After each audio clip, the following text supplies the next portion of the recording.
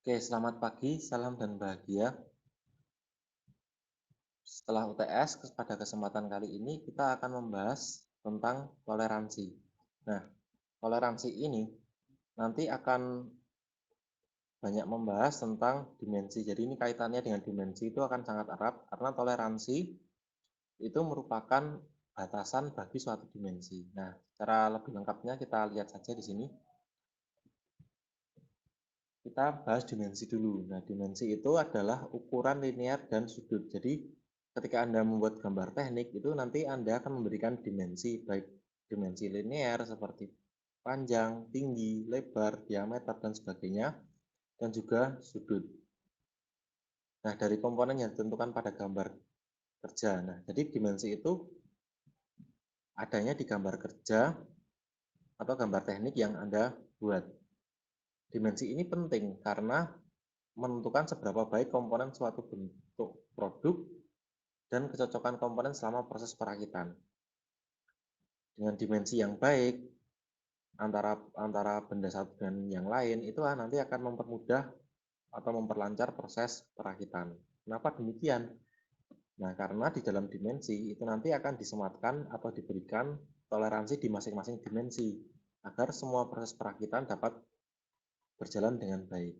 Nah, jadi benda yang Anda gambar itu nantinya akan dirakit dengan komponen lain sehingga bagian-bagian yang saling bersentuhan atau saling seperti shaft dengan lubang dan sebagainya itu nanti akan sangat penting diberikan toleransi ini.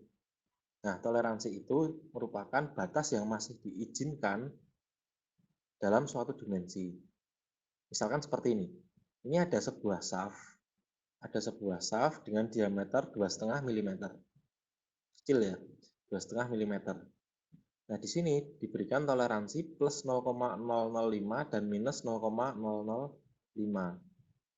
Dan ketika ini diaplikasikan di dimensi ini, itu nanti akan menjadi nominal seperti ini. Menjadi 2,505 dan 2,495. Jadi ketika dimensi ini nanti direalisasikan dengan proses manufaktur, kalau ini shaft dengan mesin bubut ya tentunya. Berarti ketika benda hasil dari proses pemesinan itu mempunyai ukuran misalkan 2,504 lebih 0,004. Nah, itu masih diizinkan. Atau dia malah kurang 0,003 misalkan. Jadi 2,492. Nah, itu juga masih diizinkan karena masih masuk dalam rentan toleransi. Tapi kalau lebihnya 0,006 menjadi 2,506, nah itu sudah di luar toleransi sehingga benda itu tidak masuk toleransi. Nah, kita bahas lebih lanjut. Nah, fungsi toleransi sendiri itu untuk agar suatu benda itu dapat berfungsi sebagaimana mestinya. Misalkan ada sebuah shaft, ini saya beri ilustrasi saja ya. Nah, ini ada sebuah shaft dan ini adalah housingnya. Nah, ketika shaft ini dimasukkan ke housingnya seperti ini, toleransi antara shaft ini, diameter shaft yang ini dengan housing yang diameter dalam housing ini toleransinya semuanya masing-masing harus sesuai dengan gambar. Kalau tidak, nanti ini tidak akan bisa masuk. Atau bisa masuk tapi macet, tidak bisa berputar, dan sebagainya. Atau bisa masuk tetapi ini terlalu kocak. Dan nanti hasilnya ketika digunakan, itu nanti hasilnya tidak akan baik. Atau kalau ini pelek mobil ini asnya, dan di sini kocak, ya nanti tentunya mobilnya jadi tidak nyaman. Jadi toleransi di sini sangat penting untuk menjaga fungsi dari sistem ini agar berjalan dengan baik. Oke, kita kembali ke materi dulu. Nah, contoh lain itu ada di misalkan shaft motor Anda. Misalkan ada Honda Beat ya, Honda Beat shaft motor depannya itu ketika Anda ukur dengan alat ukur yang presisi, misalkan mikrometer, itu ukurannya pasti akan berbeda-beda walaupun jenis motor dan tahunnya itu sama.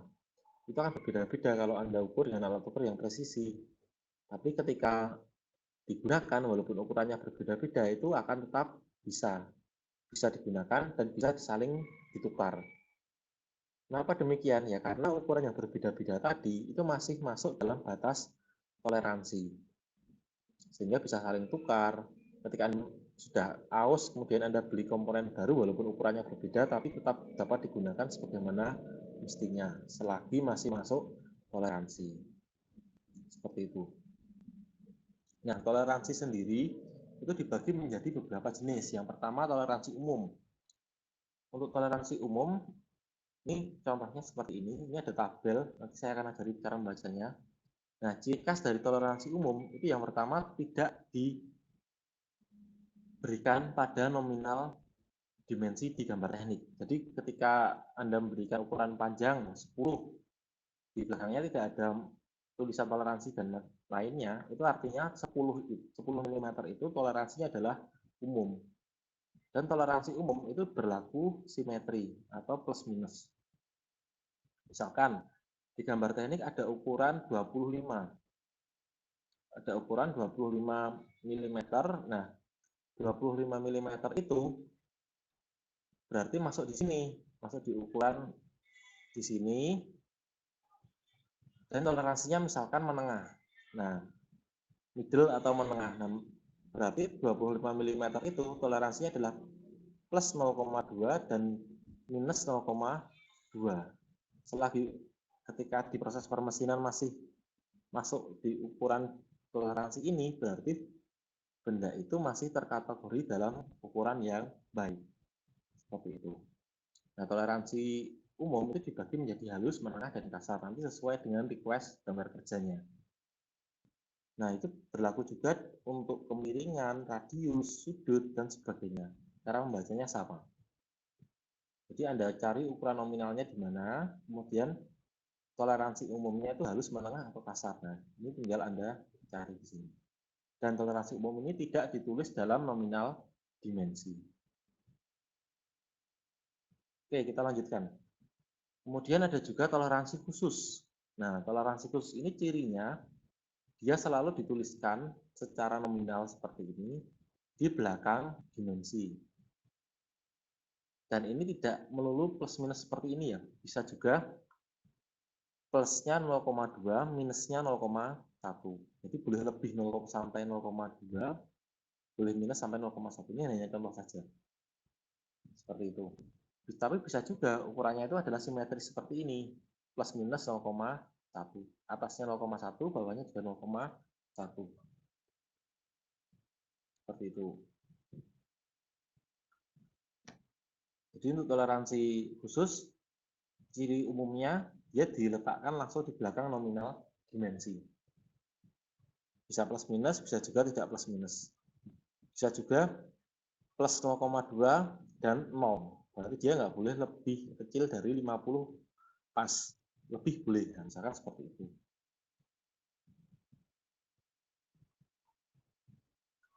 Oke, kemudian toleransi sesuaian. Toleransi sesuaian ini adalah toleransi khusus ya. Ini berbasis standar ISO. Dan toleransi sesuaian ini sebenarnya dibagi menjadi 3. Yang pertama adalah sesuaian longgar, kemudian sesuaian pas, dan sesuaian paksa atau interferon. Kalau yang longgar clearance, kemudian yang ini ada juga yang pas. Kalau yang longgar atau clearance itu ketika kita lihat dengan mikroskop ya, itu ketika ada shaft dimasukkan ke dalam lubang, itu masih terdapat ruang kosong antara poros dan lubang atau shaft dan lubangnya. Ketika sesuaian pas itu ketika dipasangkan shaft dan lubang atau poros dan lubang, itu tidak ada ruang kosong antara poros dan lubang. Nah, kalau yang paksa atau interferon ini, ketika poros dimasukkan ke dalam lubang, itu akan saling bertumpuk.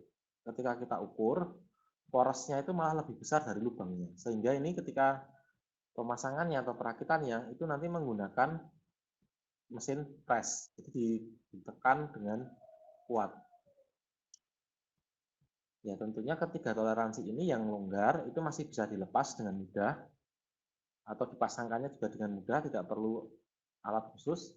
Kemudian yang sesuaian pas ini untuk memasangkan poros dan lubang, kalau sesuaiannya pas, itu nanti akan menggunakan sedikit daya atau sedikit dipukul agar bisa masuk karena toleransinya lebih kecil. Kalau yang interferen ini dimasukkan secara biasa tidak bisa atau hanya dipukul dengan palu tidak bisa. Ini harus menggunakan mesin press dan ini tentunya akan sulit untuk dilepas. Nah, sesuai fungsinya, sebentar. Sesuai dengan fungsinya,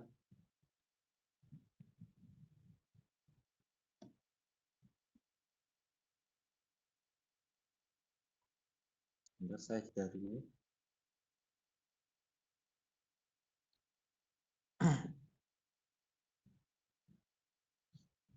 Sesuai dengan fungsinya, sesuaian longgar ini diperuntukkan untuk ketika poros dan shaft itu bisa dibongkar pasang atau bisa dilepas, namun bisa juga berputar. Jadi porosnya bisa berputar dalam lubang ini.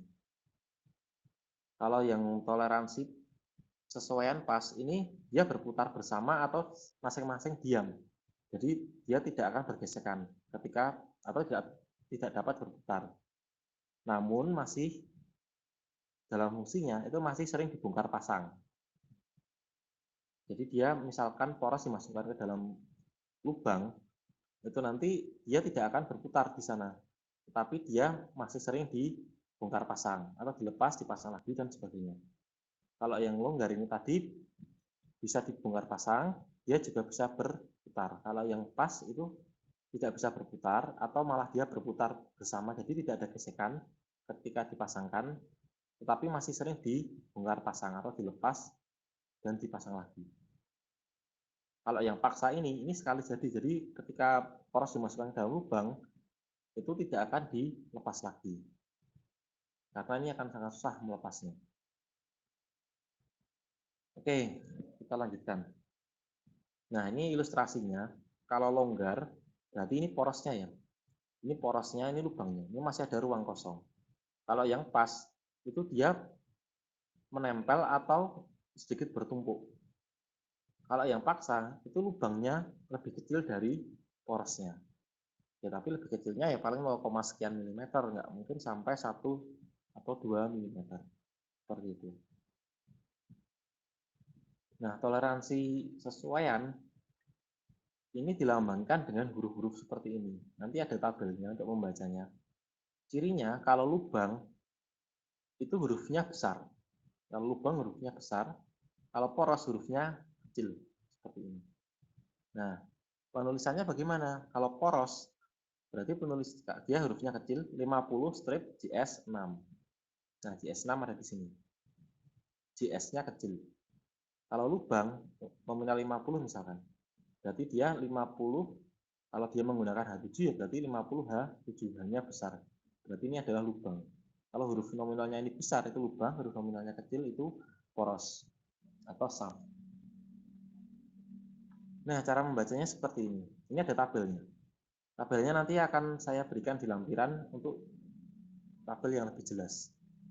Nah, ini kalau kita baca seperti ini, semoga jelas ya. Oke, misalkan Anda punya shaft diameter 23. Nah, kita cari di sini, nominal size-nya 23. Nah, berarti dia di sini. Antara 18 sampai 30.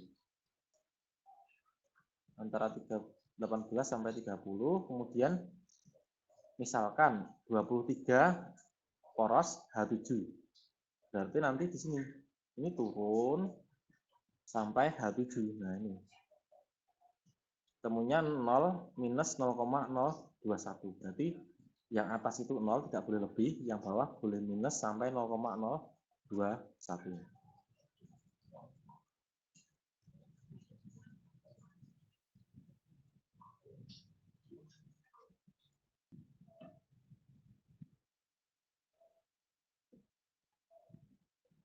Oke.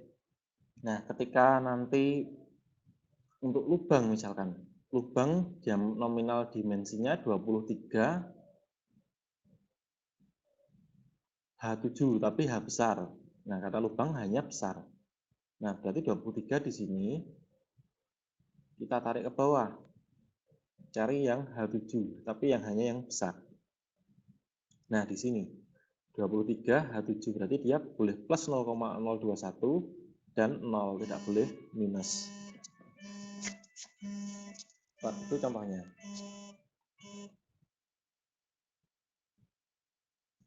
Oke, kita lanjutkan. Nanti tabel ini secara yang versi jelasnya akan saya lampirkan di lampiran Classroom ya.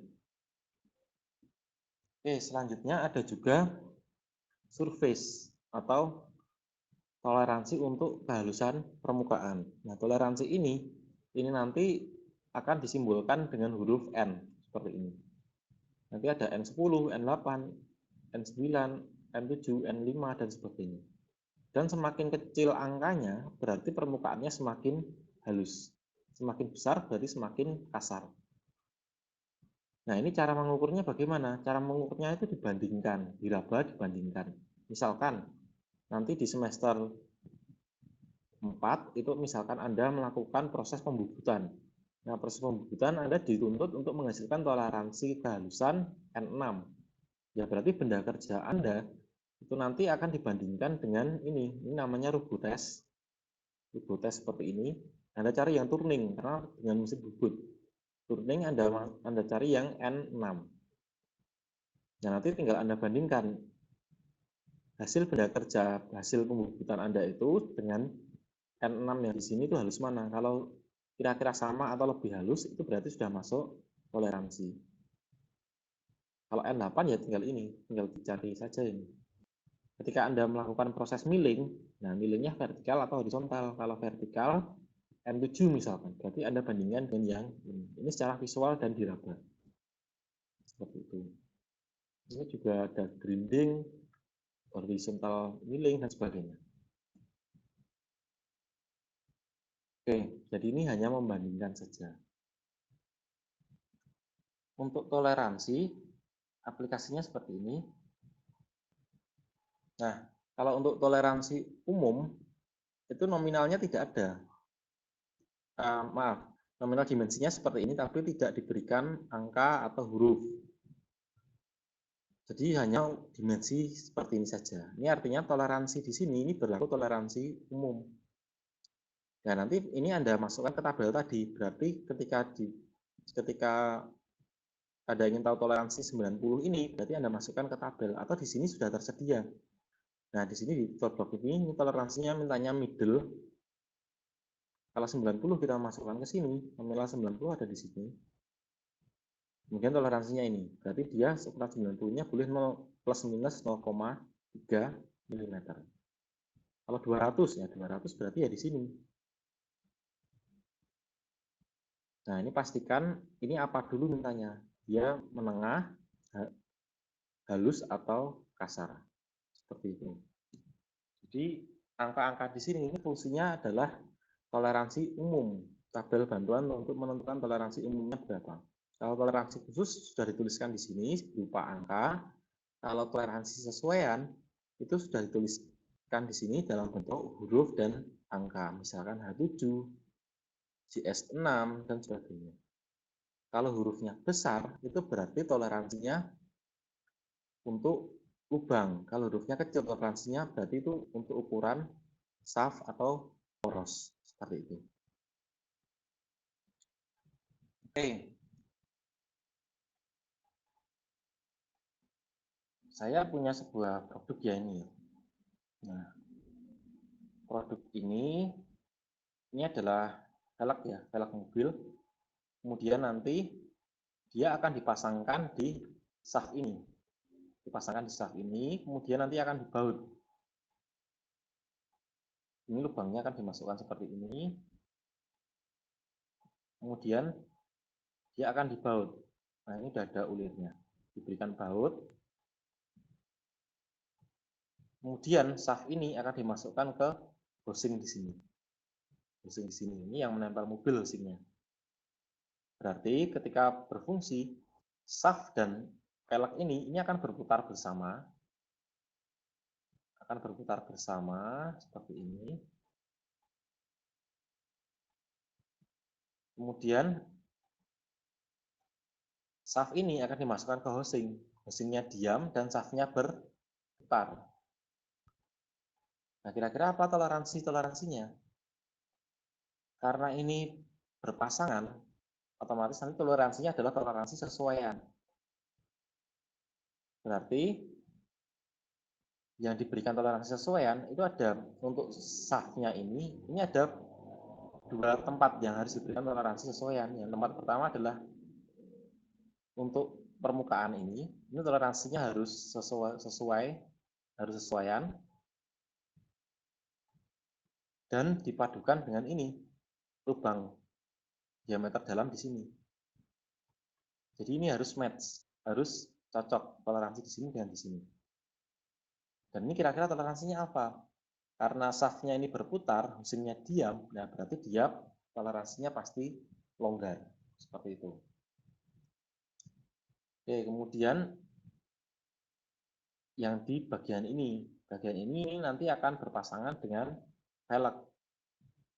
Nah, karena ini tidak berputar di velg atau velgnya tidak berputar di shaftnya ini, tetapi dia berputar bersama, otomatis toleransinya di sini nanti akan pas dengan yang di sini. Karena dia berputar bersama, tidak berputar di salah satunya. Seperti itu. Itu ilustrasi saja. Oke, untuk tugas Anda, saya berikan tugas, tapi tugasnya ringan ya. Nah, Anda buka buku kompetensi teori, kemudian Anda lihat gambar ini. Ini seharusnya gambarnya sudah Anda gambar ya. Anda masuk kompetensi 4, di sini ada 3 gambar. Tentunya ini harusnya sudah Anda gambar. Kalau belum ya Anda gambar dulu. Ada gambar dengan gambar teknik. Ada 3 gambar. Gambar A, 4A, 4B, dan 4C. Nah, tugas Anda, kalau sudah digambar ya berarti tinggal Anda berikan toleransi saja.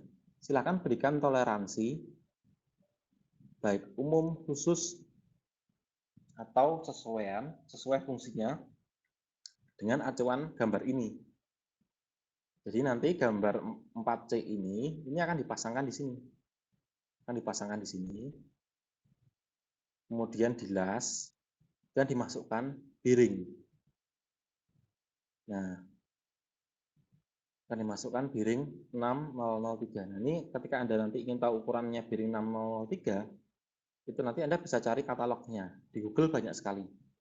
Nanti diameter dalamnya berapa, diameter luarnya berapa, kalau diperlukan silakan Anda cari di Google untuk katalognya. Anda cari dulu, nanti di kesempatan yang lain akan saya jelaskan bagaimana fungsi dari masing-masing dimensi biring. Nah, tugas Anda berarti di 3 gambar ini, gambar 4C, gambar tekniknya ya, bukan gambar isometrinya seperti ini. Gambar tekniknya silakan Anda berikan toleransi. Mana saja yang berpasangan, dan permukaan mana yang berpasangan dengan yang lainnya. Kemudian Anda berikan toleransi di dimensi yang berpasangan itu. Misalkan di dimensi 28, ini berpasangan enggak? Misalkan berpasangan, berarti 28-nya toleransinya apa? Sesuaian, khusus, atau umum. Kalau dia berpasangan pastinya sesuaian ya. Ya, berarti sesuaiannya itu nanti toleransinya apa? Anda cari di sini. Nah, di sini. Silakan pergunakan logika Anda. Misalkan shaft-nya lebih besar, toleransinya lebih besar dari lubangnya, ya otomatis dia akan macet atau toleransinya akan menjadi paksa. Kalau shaft-nya lebih kecil dari lubangnya, itu nanti berarti toleransinya akan longgar dan sebagainya. Nanti silakan Anda padukan antara toleransi-toleransi itu sehingga fungsinya sama dengan gambar yang ada di sini. Nah, di sini. Kalau biring otomatis bisa berputar ya, tapi yang berputar ring luarnya. Kalau ring dalamnya harusnya dia diam. Kemudian fungsinya ini akan dilas. As ini atau poros ini dengan housing ini akan dilas. Nah, berarti kalau dilas perlu berputar tidak. Nah, nanti Anda cari toleransinya. Jadi nanti ketika gambar teknik Anda itu sudah diberikan toleransi, ya sudah tinggal Anda scan, Anda kirim ke Classroom, ke tugasnya. Semoga belum hilang ya, kalau hilang berarti Anda harus gambar lagi. Kalau belum hilang, tinggal Anda berikan toleransi masing-masingnya di mana saja, Anda scan, kemudian Anda kumpulkan. Oke, saya rasa cukup untuk pertemuan hari ini. Silakan Anda cari referensi pendukung lainnya. Kalau Anda belum jelas, bisa juga Anda tanyakan, baik bisa via WA, sebetulnya via WA saja di grup, agar responnya lebih cepat. Nah, nanti silakan perhatikan juga tingkat pengumpulannya. Kemungkinan tingkatnya tidak begitu lama, karena gambar ini seharusnya sudah Anda gambar.